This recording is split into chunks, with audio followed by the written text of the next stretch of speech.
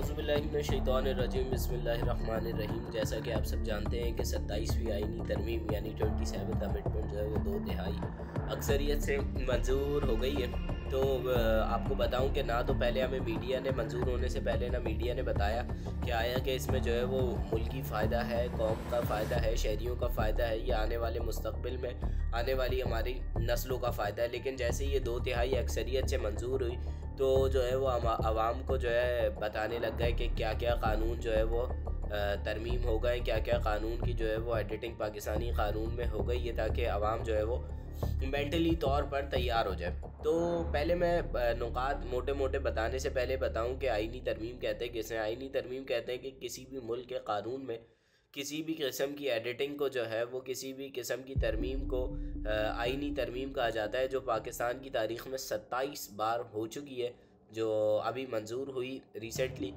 तो उसमें क्या क्या चीज़ें एडिट हुई उसके जो है वो कुछ मोटे मोटे अहम नुकात बताता हूँ। तो आपने बताना है कि आया कि ये किसी एक शख्स की वजह से हुई या कौम की तरक्की की वजह से एडिटिंग की गई, तरमीम की गई। नंबर 1 के मौजूदा फील्ड मार्शल जनाब आसिम मुनीर साहब ता हयात फील्ड मार्शल रहेंगे, यानी आखिरी सांस तक जो है वो फील्ड मार्शल रहेंगे। जब तक मलाकुल मौत उनकी जो है वो रूह कब्ज़ करके ना ले जाए तब तक वो फील्ड मार्शल रहेंगे। भले मलाकुल मौत दरवाजे पे खड़ा हो और जो है वो अभी रूह निकली ना हो, लेकिन जब तक वो खड़ा है दरवाजे पे तब तक वो फील्ड मार्शल रहेंगे।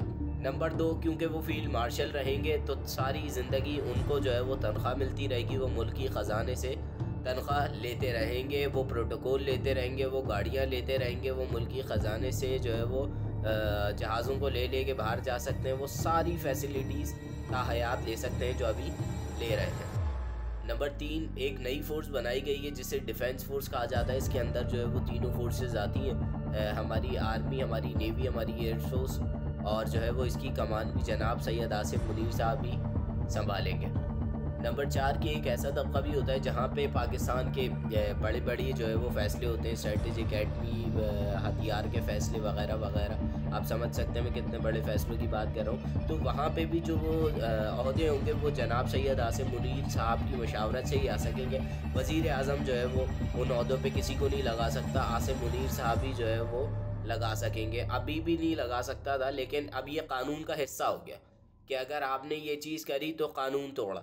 फील्ड मार्शल को आपने ओहदे से हटाया, कानून तोड़ा। आपने फील्ड मार्शल की तनख्वाह रोकी, आपने कानून तोड़ा। चौथी सबसे नेक्स्ट चीज़ जो आ रही है वो सबसे मज़ेदार है कि फील्ड मार्शल साहब कुछ भी करते रहे मुल्क में। फील्ड मार्शल साहब मुल्क के एसिड बेच गए, फील्ड मार्शल साहब PIA को बेच गए, फील्ड मार्शल साहब एटमी हथियार हमारे दुश्मनों को सप्लाई करते, कुछ भी करें, फील्ड मार्शल साहब के ख़िलाफ़ ना कोई केस बन सकेगा, फील्ड मार्शल साहब के ख़िलाफ़ ना कोई अदालत में जो है वो बात होगी, फील्ड मार्शल साहब को ना कोई गिरफ़्तार कर सकेगा। खैर, जब ये जो है वो मसूदा पीपल्स पार्टी के सामने आया तो उन्होंने मंजूर करने से इनकार कर दिया, और वो चाहते तो मंजूर ना करते, लेकिन उन्होंने हमारे जरदारी साहब जो है वो एक अजीम पॉलिटिशियन है, उन्होंने कहा कि इससे हमें क्या फ़ायदा होगा।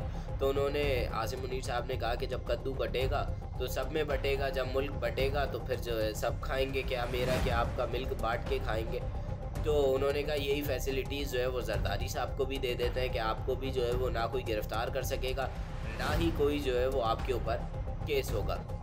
यानी आप जो है वो मुल्क बेच खाएं, आप जो है वो शहर में कत्ल व गारत मचा दें इलेक्शन के दौरान, या जो है वो आप बम धमाके करा दें, या जो है वो आप कुछ भी करा दें, आपको कोई गिरफ़्तार नहीं कर सकेगा। आप जो है वो दुश्मन को पाकिस्तानी सरजमीन पे जगह दे दें, आप जो है वो मुसलमानों के ख़िलाफ़ पाकिस्तानी हथियार इस्तेमाल करें, आप जो है वो मुसलमानों को कत्ल होता हुआ खामोशी से देखें, कुछ भी करें, आपको कोई गिरफ़्तार नहीं कर सकेगा।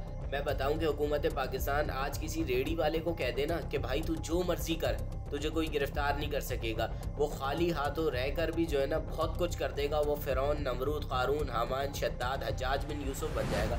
तो भाई आसिम मुनीर साहब और सरदारी साहब और जो है वो जिन को इस चीज़ से फ़ायदा हुआ वो तो बहुत बड़े बड़े ओहदों पर हैं, वो तो फिर इनसे 10 गुना ज़्यादा बड़े फ़िरौन बन जाएंगे। तो अरे मेरे पाकिस्तानी भाइयों, इन्होंने जो कानून जो अभी बनाया है ना वो सिर्फ इन्हीं के इर्द गिर्द घूमता है, इन्हीं को फ़ायदा देता है। ये मुल्क बेच खाएंगे, ये मुल्की तनसीबात को दुश्मन के हवाले कर देंगे, ये ट्रंप को जो है वो अंग्रेज़ों को, यहूदियों को, ईसाइयों को जगह दे देंगे मुल्क में।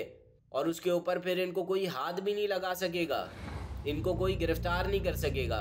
मैं अपने प्यारे फौजी भाइयों से कहूँगा जो सरहद पर अपने सीनों की दीवार बना के दुश्मन के सामने खड़े हैं ना, जो जाम शहादत नोश करने के गर्ज से आए हुए हैं, तो इस चीज़ का ख्याल रखना कि ये जर्नैल अपनी हिफाजत के लिए आपको जो है वो इस्तेमाल ना करें। ये जो है वो अपनी कौम के सामने आपको ला के ना खड़ा कर दें, ये अपनी कौम को आपका दुश्मन बना के ना पेश करें कि आप जो है वो इन्हीं के साथ मिलकर क़िताल कर रहे हो। मेरे फ़ौजी भाइयों के तारीख गवाह है कि एक फ़ौजी, एक जर्नैल एक एक्सटेंशन के लिए मुल्क के 2 टुकड़े कर सकता है। एक जर्नैल जो है वो लाखों जाने जो है वो कत्ल करवा सकता है। एक जर्नैल मुल्क के 2 टुकड़े कर सकता है। एक जर्नैल जो है वो पाकिस्तान की मईशत को बिल्कुल थल्ले लगा सकता है, ज़मीन पे लगा सकता है। तो ये मैं अपने फ़ौजी भाइयों से कहूँगा कि इस चीज़ का ख्याल रखना।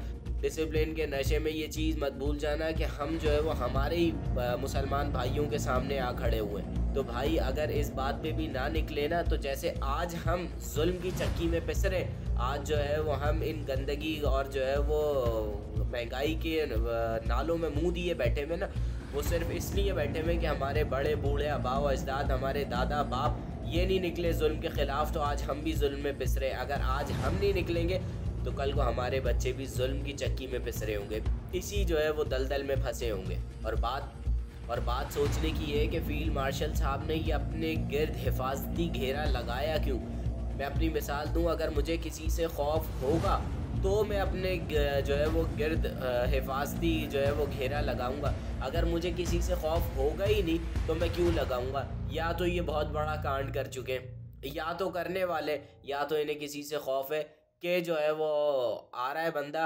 हैंडसम और जो है वो हमें पाताल से भी जो है वो ढूंढ निकालेगा।